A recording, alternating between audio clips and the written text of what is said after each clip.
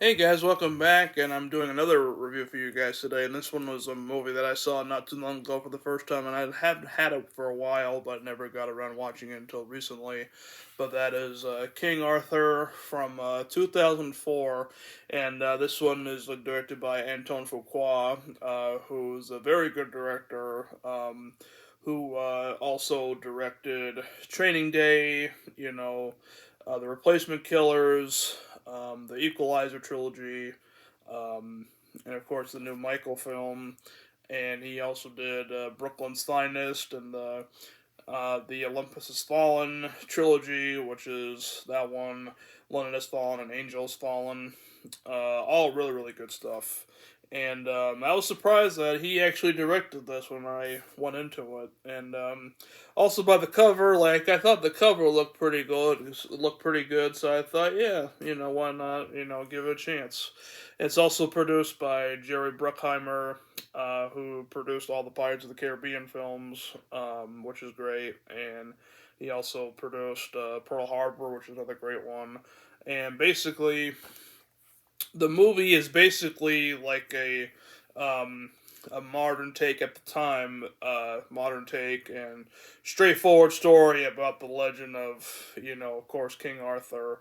And that's basically the plot of the movie. I know a lot of people already know the story of King Arthur, so I'm not going to go too much into it, but it's more like a darker, tone to the story and more, straightforward, than a lot of other adaptations have been in the past. I know this movie's like a little over 20 years old, but it's still one of like the more, modern takes on it. If that makes sense. I know there've been a few more movies after this, but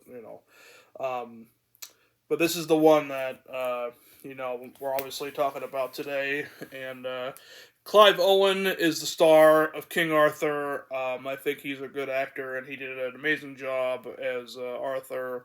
And let's see. Who else is in this? Keira Knightley. She's great. She's from the Pirates of the Caribbean movies. She's a great actress. I love her. Also, Stellan Skarsgård is in here too. He's a really good actor as well. Um, and let's see who else is in here. Um,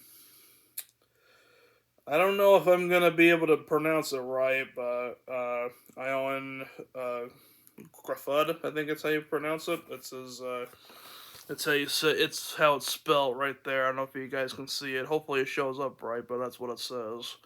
But yeah, yeah. Here's the back, and it's loaded with extra features, which is cool.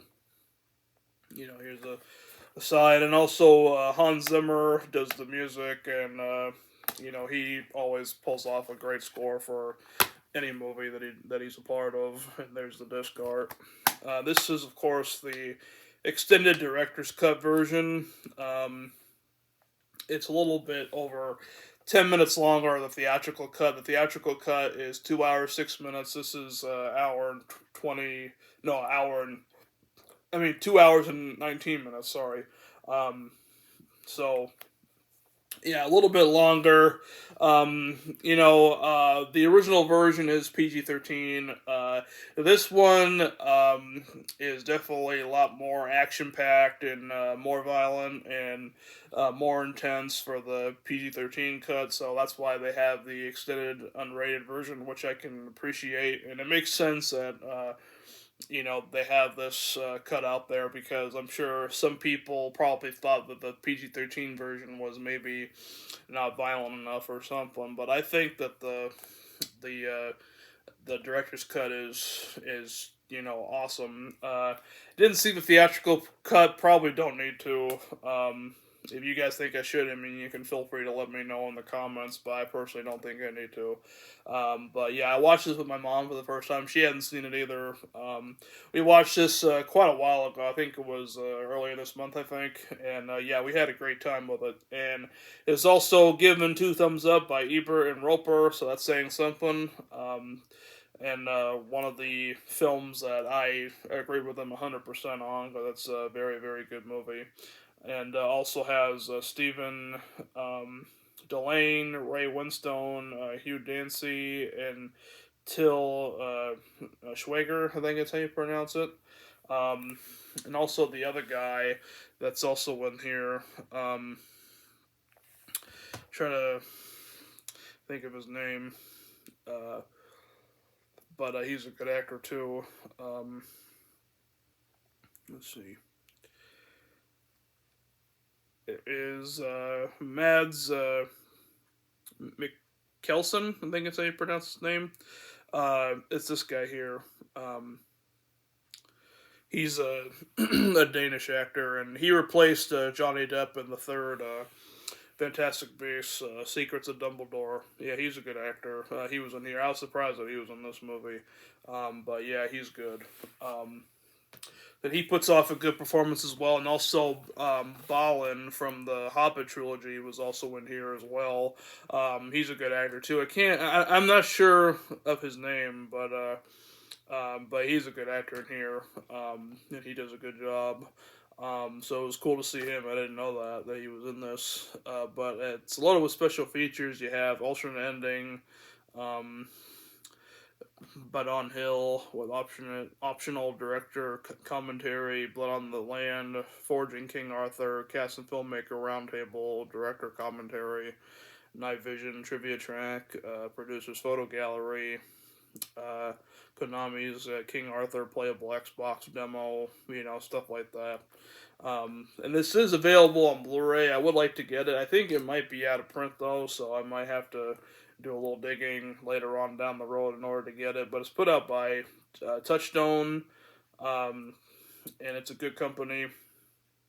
And you got THX Sound. Yeah, it sounds good. It looks good. And this was another one that I got from a family member that just got rid of a bunch of their stuff. And yeah, so I thought this was an interesting one. I had it for a while, like probably about almost 2 years now, but never got around watching it until recently. But yeah, I thought it was a great, fun time. A lot of action. If you're into like fantasy war type movies, this is definitely a good one to watch. And if you liked other adaptations of like King Arthur related stuff, like Excalibur, which is a classic, if you like Sword of the Stone, the Disney film, if you like the King Arthur, that was from 2017. If you haven't seen this one, I recommend giving it a watch. It is long, but honestly, it's one of those movies that, like, even though it's long, like, you don't care. Like, you just keep watching it, at least to me anyway. I mean, some people might think it's too long. I mean, that's okay too. Some people might even prefer the theatrical cut because it's not as long as this one. But I think it's fine the way it is. I think they probably should have just kept it like this and have it like rated R or something. Uh, that's just me though. It's not rated R because you can see like it doesn't even have like a rating on the back. But this version is definitely R-rated material for sure. But I think that it's a very good fun time. Great special effects. The CGI is amazing. Like the fight scenes are just epic. A lot of green screen. Scenes that look amazing. Like the background. Like when the actors and actresses are standing. Obviously there's sometimes like you can tell it's a green screen, it looks pretty good even though it's green screen. Yeah, great action scenes. The fight choreography is outstandingly good. Um, and a lot of people that I wasn't really familiar with that are in this movie did a pretty good job as well. I'd say like the biggest standouts are definitely Clive Owen and Keira Knightley and Stellan Skarsgård and that guy that's from that did Fantastic Beasts: Secrets of Dumbledore. I think those were like the biggest standouts of the film. And Merlin is in this movie for those wondering, but I'm not gonna get in too much in depth with that because I don't want to give too much away. But I think it's great fun movie, and if you like King Arthur, you definitely want to give it a watch. Highly recommend it. Um, so yeah, thank you guys so much for watching. Stay tuned for more reviews coming up soon, and I'll see you guys later. Take care.